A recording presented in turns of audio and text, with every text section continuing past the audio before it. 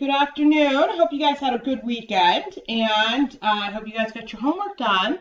So you should have gotten up through 1979. I did change homework a little bit. Didn't realize 1979 to 2008 was so long. We will do that later this week. Okay. But we'll probably do that. I think I have it set up for Wednesday when I get back. So I'll give you guys a couple extra days. But what I want to do today is continue on with your lecture about the modern day problems inside the Middle East. So the last time we were talking about Wahhabism, and although it is the state religion of Saudi Arabia, it is going to again try to return to the purest form of Islam, which is going to be dating back to the life and times of Muhammad. We do also start to see that there are some offshoots to that can turn into terrorist groups, and part of that is because of the amount of money Saudi Arabia has able to provide for our oil poor countries.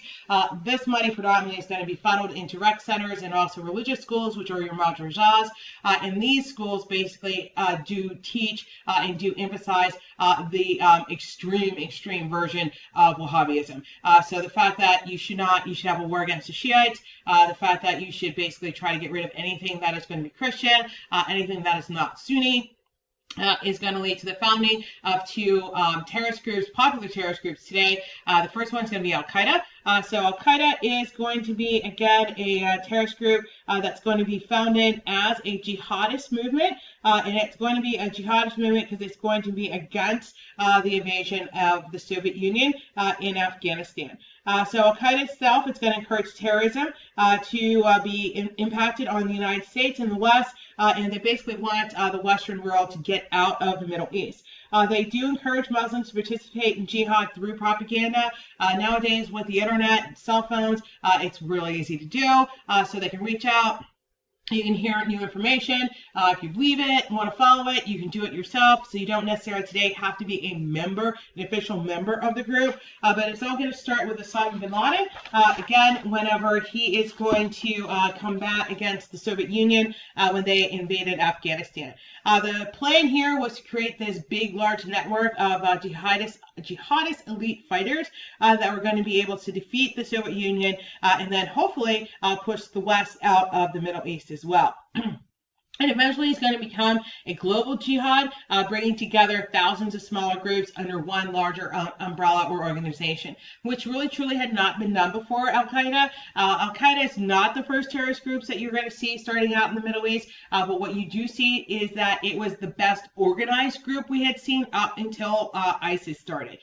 So it was relatively organized with these little individual cells. Each cell had their own leader. They were not necessarily connected together. They didn't know what the other people were actually doing, but what they do know is they have a common goal, and they're all going to be connected under one leadership. So their biggest activity is going to be the September 11th. So the group is that's going to be their biggest activity. That is going to be a positive for them and also a negative. It's a positive because it actually did show that Al-Qaeda did have a strength that actually targets someplace inside the United States and not just some places inside the United States, but you did have, again, the World Trade Centers, and then you also had issues with the Pentagon in Washington, D.C. So that does show their strength. But on the other side of it, it also then turns the United States actually into taking a look at Al-Qaeda and actually trying to get rid of it. We'd always kind of known it was there, in that they were doing things, but we were never truly into getting rid of this group. After September 11th, that is now the goal. We need to get rid of Al-Qaeda. We need to, get rid of this organization altogether. So the U.S. is going to launch a counterterrorism campaign aimed at destroying leadership, disrupting their finances, getting rid of their training camps, infiltrating their communication devices, networks, and basically just crippling the whole entire organization. The overall approach is going to be relatively large scale, and eventually we are going to see that Osama bin Laden is going to be captured. Okay, Al-Qaeda basically is a threat to the U.S. homeland, and that's why the United States is going to go after Al-Qaeda. Our second group is going to be similar to Al-Qaeda. It is going to be called originally Al-Qaeda in Iraq. So very similar to Al-Qaeda. This is Al-Qaeda in Iraq, and it was created when the U.S. invaded Iraq, very similar to when Al-Qaeda was created when the Soviet Union invaded Afghanistan. Al-Zawahiri is going to be the leader of this group. He is going to receive money from Osama bin Laden in order to try to start it up and to organize this group. But this was the problem, is again, Al-Qaeda was an umbrella organization with all these independent cells in different countries that kind of work together to achieve this common goal of getting rid of the West and getting rid of the United States and the Middle East. The problem was that Zawahiri didn't want to actually pledge allegiance to Al-Qaeda and Osama bin Laden. So they two are going to fight because he refuses to swear loyalty to Al-Qaeda. Zawahiri, again, it's Z-A-W-A-H-I-R-I, is going to pledge to follow Al-Qaeda due to the common goal of fighting the West, but he also wants to get rid of moderate Sunnis and Shiite supporters inside of the Middle East, and eventually Al-Qaeda is going, Iraqi is going to infiltrate this area, and it encourages them to basically move into Syria and then establish their own separate group there. So Al-Qaeda in Iraq is then moving into Syria. Once they move into Syria, the group is going to be changed. It's going to be called Jabhat al-Nusra, which is, again, the last one is Jabhat al-Nusra. Jabhat al-Nusra, again, declines to become members of Al-Qaeda, but they're going to swear allegiance to Al-Qaeda in Iraq. So again, we've got now 3 terrorist groups sort of circling around, trying to make sure that they're getting the ultimate control. Al-Qaeda insisted that all groups should only be focusing on the situation in Iraq and not dealing with the situation in Syria. But again, Jabhat al-Nusra is in Syria, not Iraq, so they don't really care about what's going on in Iraq. So their leader, who is Baghdadi, is in Syria, relatively upset, and he decided that the group was part of ISIS and eventually gets kicked out of Al-Qaeda. Okay, so again, our 3 groups circling around, trying to maintain control, trying to get power. 3 leaders. Each of the leaders swears that they are not going to pledge allegiance to the other, and eventually, again, we're going to have one group actually separate and become the Islamic State.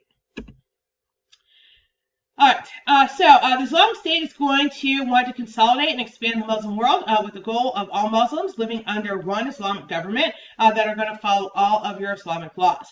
The creation of the state is then going to enable them to build this army, and then the army is going to enable them to gain more territory. So it's sort of like, you know, a circle here. It's the more land they get, the more people they control, the closer they get to getting their goal. But again, the bigger their army gets, and then it keeps circling on and on and on. ISIS is a threat to the stability of the Middle East and to Western interests in the Middle East as well. Primary goal, again, is going to be focusing on conquering Iraq and Syria and then spreading to the outside world. ISIS turned out to be one of the most dangerous terrorist groups that we've ever seen, and basically it is because they actually were able to achieve their goals. No matter what you said about all the other terrorist groups, and Al-Qaeda was dangerous, but ISIS is far more dangerous than Al-Qaeda ever was, because they actually were working towards their goals. They were getting there. The amount of land that they were controlling was enormous. So this truly was an Islamic State. It wasn't just a group of people who got together, committed an act of terror, bombed somebody, and then left. This was a functioning army. They had a functioning government. So this is something that is drastically different that we've never actually seen before. So it is going to be something that they did create a state. They did control land. Now we see that they are reducing in terms of control of land. They're barely hanging on right now. And ISIS is basically a terrorist group kind of like on the run. However, we're not necessarily 100% sure that they're completely conquered yet. So we'll just have to kind of wait and see what ends up happening. The other thing that ISIS does very, very well, not only just creating the state and creating government, ISIS is also really, really good at attracting people. Not necessarily people just inside of Syria to become members and fight with their army, but people from around the world who are becoming members and flying to Syria to fight with their army. They are also going to be attracting another group of people that also is extremely dangerous and potentially could be the most dangerous of all of our groups, which are going to be our lone wolf attackers. Your lone wolf attackers are people that are going to receive either propaganda or they're going out and actually searching out information about ISIS, about their claims and why they're upset and what they want to do and what they want to achieve, and they are identifying with their goals. Now, mass majority of the time, these are disenfranchised people, and we've got a ton of disenfranchised people flowing out of the Middle East because of the civil war, but going into European countries. As their treatment gets bad, as persecution, discrimination gets bad inside of Europe, they're then looking at what can I do? And what you can do is you can become a lone wolf attacker. These lone wolf attackers are extremely dangerous. They're very, very hard to identify because everything's done in private on their computer or on their phones.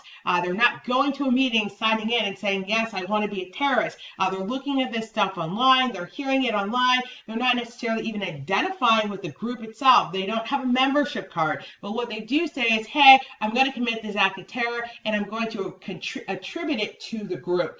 So I'm going to, blow up this, bomb a restaurant and say I did it in the name of ISIS, even though ISIS is really truly not ever connected with you. You may not have ever spoken to somebody from ISIS, but you're going to identify with them and then you commit the act of terror in their name. So it is considered to be one of the dangers because they have almost little or no contact with leadership or actual members of ISIS themselves.